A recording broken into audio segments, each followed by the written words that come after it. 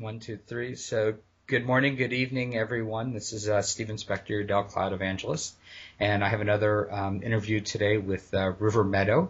They have some interesting technology for cloud to look at. I'd like to introduce Scott Metzger here. And Scott, can you just tell us a little bit about yourself? Sure. So I'm the Chief Operating and Technology Officer at RiverMeadow. And prior to RiverMeadow, I've held executive roles at Violent Memory, Apogee, TransUnion. So very excited about the cloud management and migration space. And that's what RiverMeadow is all about.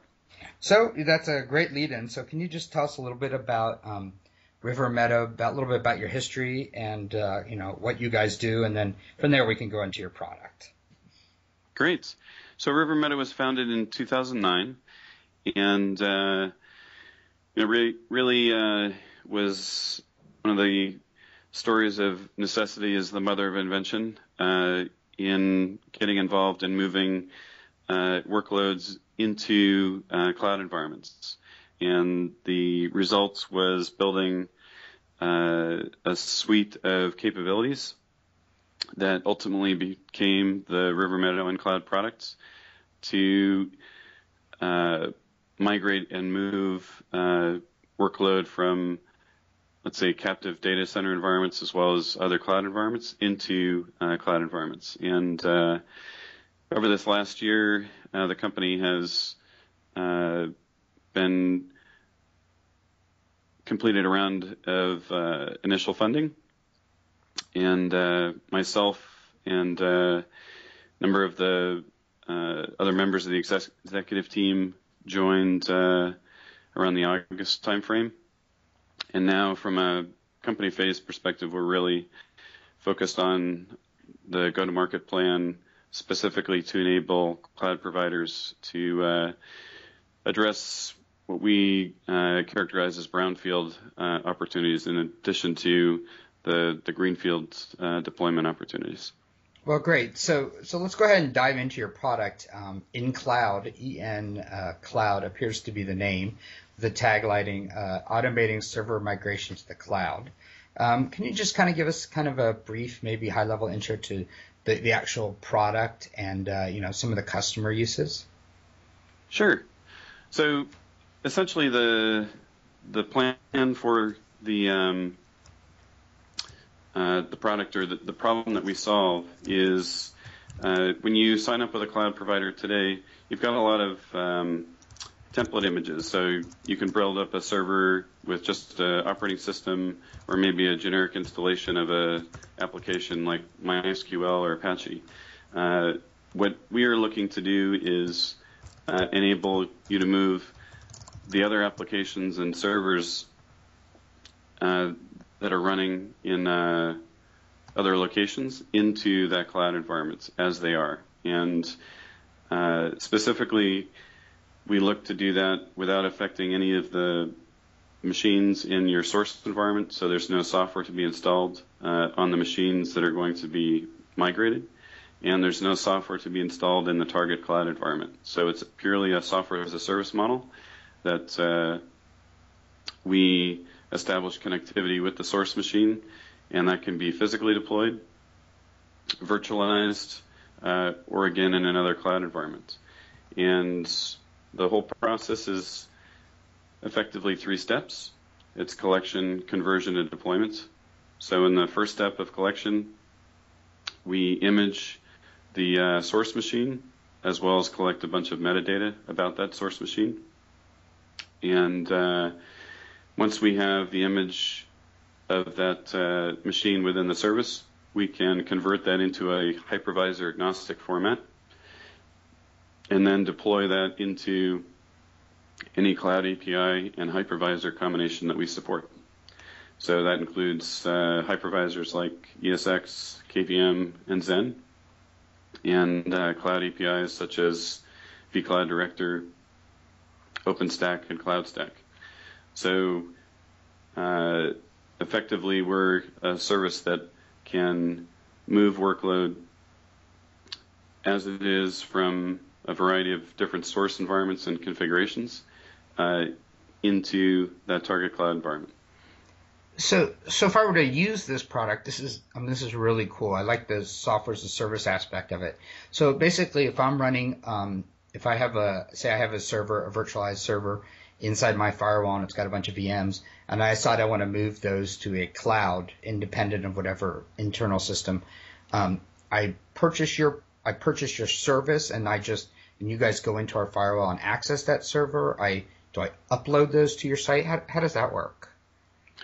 Yeah, so again, our customer is really the cloud provider themselves, because for them to help their customers move existing servers into the cloud, that typically is thousands of dollars, which much of that is consulting time, right, to manually image and move that server into the cloud. And so by providing an onboarding service for the cloud provider, then they can utilize that service themselves to help their customers migrate into their environment, or allow their customers to use that service to bring machines into their environment.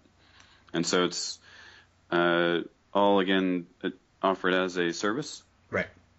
Where, from our perspective, we just register the parameters that are related to the target environment, and then that's a candidate for us to migrate that workload in. And there's two ways that the users of this service can actually do a migration. So there's a simple web user interface that's probably more suitable for ad hoc movement of, let's say, a handful of servers. And if you're going to plan a very large migration, then you can script and orchestrate that through our RESTful API.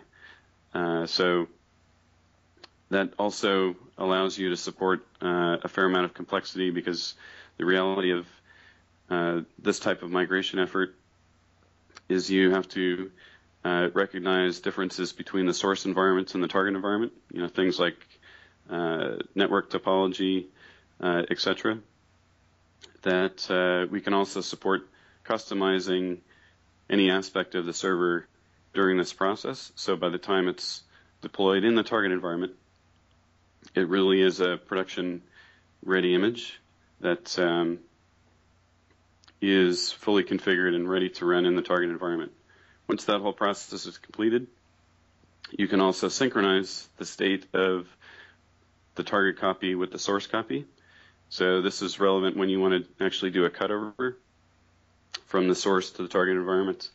That's having that synchronization capability allows you to minimize any operational impact if you have to ensure that the state of the source copy and the target copy are in perfect sync before you actually do that cutover.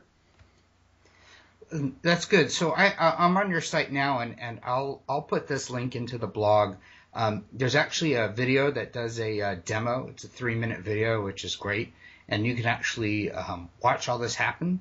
And it's really nice how it takes the API and merges it into vCloud. So I would certainly encourage the listeners taking a look at this, listening to this blog, to head over to RiverMeadow, and I will certainly put that link up and take a look at this. Scott, I think this is a really interesting technology, and I know that you're working with several providers, and I know that discussions with Dell are underway.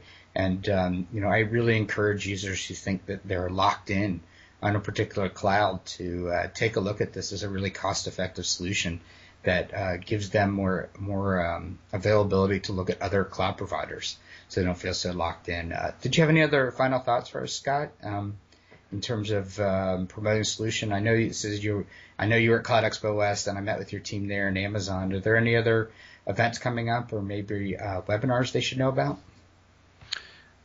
So we're going to be doing a number of press releases with the new year. So we have a lot of business development activity underway currently. So you'll certainly see a number of announcements over the next month and a half. And I think there's a lot of tools in this general space, and the the first generation was physical to virtual and virtual to virtual tools. And so, this service that we're launching is really focused on physical, virtual, and cloud-based services, or cloud-based servers into the cloud. So it also affords the opportunity to kind of skip the incremental step of maybe virtualizing servers that are still physically deployed and just go directly into the cloud. Well, great, Scott. Thanks again for taking the time. And everyone listening, head over to RvierMeadow. I think it's great to see a cool cloud company with a name that doesn't have cloud in it. And congratulations on your uniqueness there, and everything, and also have your logo. I like the whole look of the company. It's really nice. Thanks again for joining us, Scott. Thank you.